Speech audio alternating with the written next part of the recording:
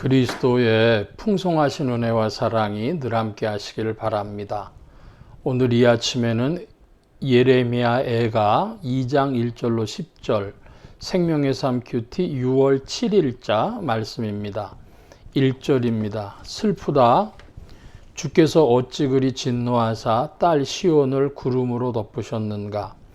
이스라엘의 아름다움을 하늘에서 땅에 던지셨으며 그의 진노의 날에 그의 발판을 기억하지 아니하셨도다. 주께서 야곱의 모든 거처들을 삼키시고 긍휼히 여기지 아니하셨으며 노하사 딸 유다의 견고한 성체들을 허물어 땅에 엎으시고 나라와 그 지도자들을 욕되게 하셨도다.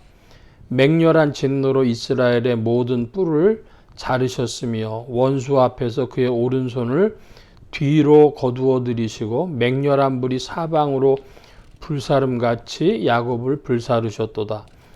원수같이 그의 활을 당기며 대적처럼 그의 오른손을 들고 서서 눈에 드는 아름다운 모든 사람을 죽이셨으며 딸 시온의 장막에 그의 노를 불처럼 쏟으셨도다.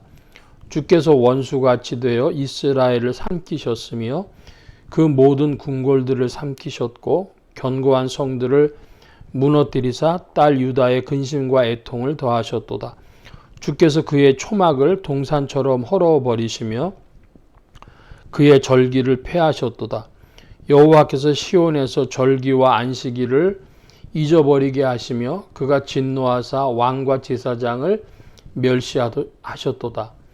여호와께서 또 자기 제단을 버리시며 자기 성소를 미워하시며 궁전의 성벽들을 원수의 손에 넘기셨으며 그들이 여호와의 전에서 떠들기를 절기의 날과 같이 하셨도다.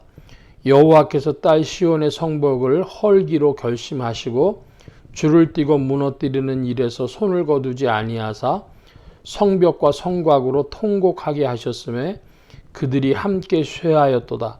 성문이 땅에 묻히며 빗장이 부서져 파괴되고 왕과 지도자들이 율법 없는 이방인들 가운데 있으며 그 성의 선지자들은 여호와의 묵시를 받지 못하는도다.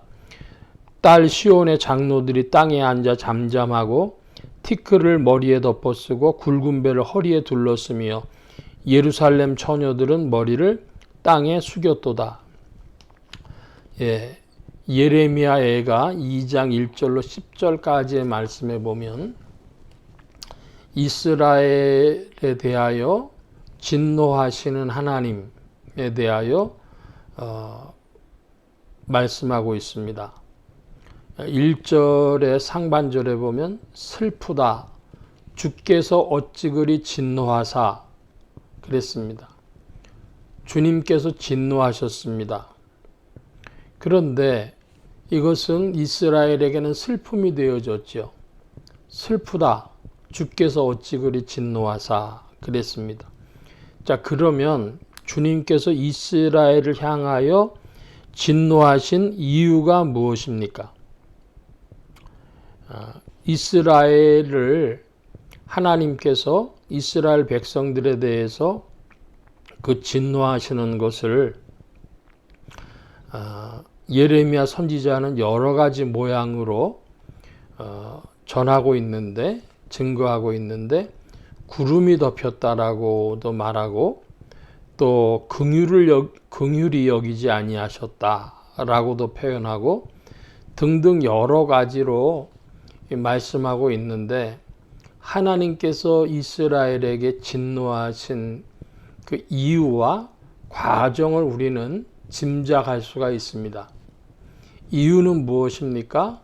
하나님의 말씀을 만홀히 여겼기 때문입니다. 율법을 범했다. 그것은 하나님의 말씀을 중히 여기지 않았기 때문이죠.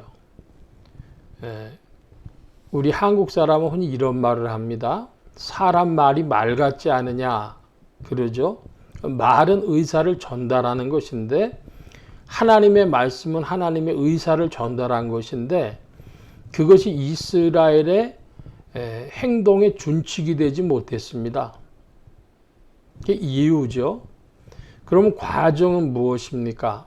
하나님이 선지자들을 계속 보내셔서 그들의 변화를 촉구하셨죠. 선지자들도 하나님의 말씀을 전한 것입니다.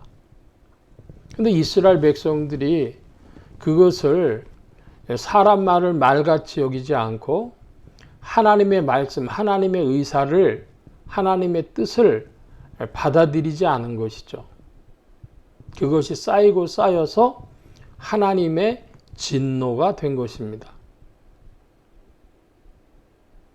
자, 이 원칙을 우리가 잘 본다면은 무엇이 우리에게 제일 중요한 것인가? 그러면 하나님의 뜻이, 하나님의 의사가 우리 안에 확정되어졌는가 하는 것이고, 그리고 그것을 교정하시려고 계속해 말씀하시는 주님의 말씀을 듣고 있는가?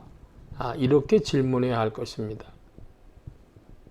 조금 더 구체적으로 오늘 신약교회 그리스도인들에게 이 말씀을 증거한다면은 성경의 말씀을 우리가 하나님의 의사, 하나님의 뜻으로 잘 확증하고 행동의 준칙으로 삼고 있는가 질문해야 할 것이고, 두 번째로는 이것을 풀어 말씀하며 오늘 우리의 삶의 변화를 촉구하는 하나님의 말씀, 바꿔 표현하면 성령의 음성, 교회를 통하여 들리는 설교의 말씀, 이런 것들을 주목하고 있는가 하는 것입니다. 그래서 우리 기독교 신앙은 말씀의 신앙, 말씀의 종교라고도 합니다. 그런데 지금 너무도 단순한 이 말씀이 우리의 신앙 생활에서는 실제가 되지 않는 수가 많습니다. 어떻게 하면 우리의 신앙의 실제가 되지 않습니까? 자기의 소원이 커서 자기의 어떤 바램, 자기의 어떤 필요, 자기의 니드가 있어서 하나님 앞으로 나오는 것이죠. 나의 삶의 문제를 가지고. 그래서 하나님 이거 이렇게 해주세요 하고 소원이 간절해지면 하나님의 말씀이 들리지 않습니다.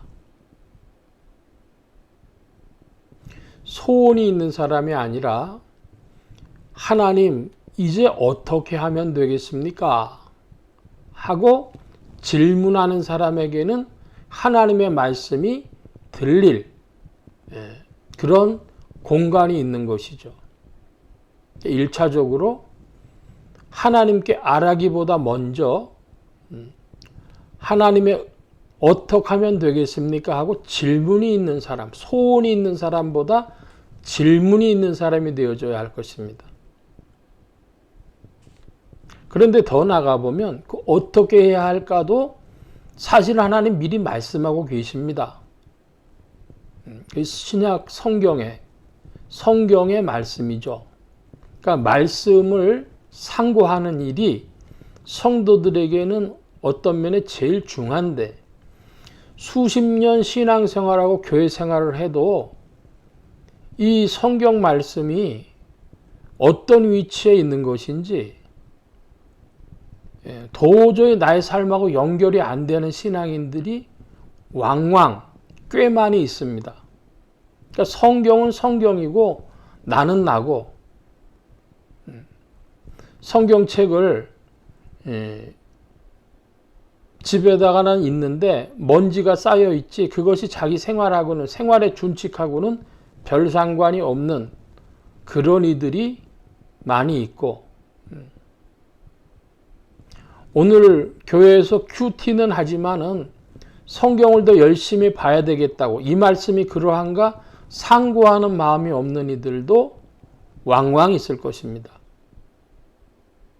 그러므로 우리 기독교 신앙은 말씀의 신앙, 말씀의 종교다.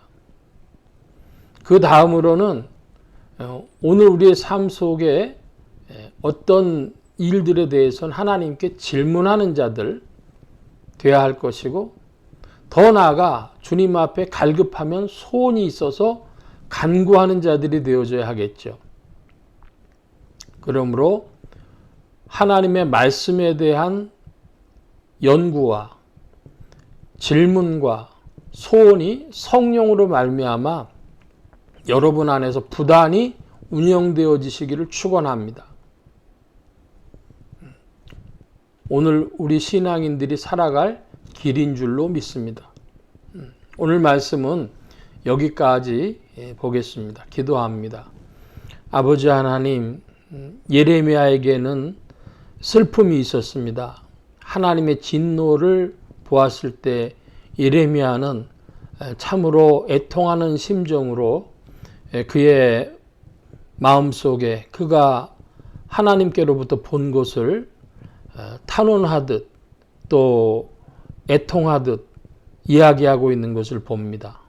그 자리에 가기 전에 오늘 우리의 신앙이 하나님의 의사를, 하나님의 뜻을 늘 살펴보고 질문하는 자들이 되어야 하겠고, 오늘 우리의 소원이 하나님의 말씀을 막는, 하나님의 입을 막는 그런 일이 되지 아니어야 하겠습니다.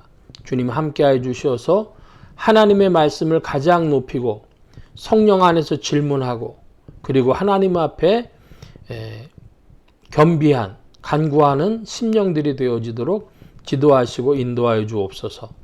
온 교회와 성도들과 죄 종들이 함께 하심에 예수 소망교회와 온 성도들과 부족한 종에도 함께하여 주옵시고 복음 전파 영혼 구원하는 일에 쓰임 받으며 성령님과 함께 전진케 하여 주옵소서. 도우신 구하며 감사하며 의지하올 때에 예수 그리스도의 이름으로 기도하옵나이다. 아멘. 하늘에 계신 우리 아버지여, 이름이 거룩히 여김을 받으시오며 나라의 마옵시며 뜻이 하늘에서 이루어진 것 같이 땅에서도 이루어지이다. 오늘날 우리에게 일용할 양식을 주옵시고 우리가 우리에게 죄 지은 자를 사하여 준 것 같이 우리 죄를 사하여 주옵시고 우리를 시험에 들게 하지 마옵시고 다만 악에서 구하옵소서. 대개 나라와 권세와 영광이 아버지께 영원히 있사옵나이다. 아멘.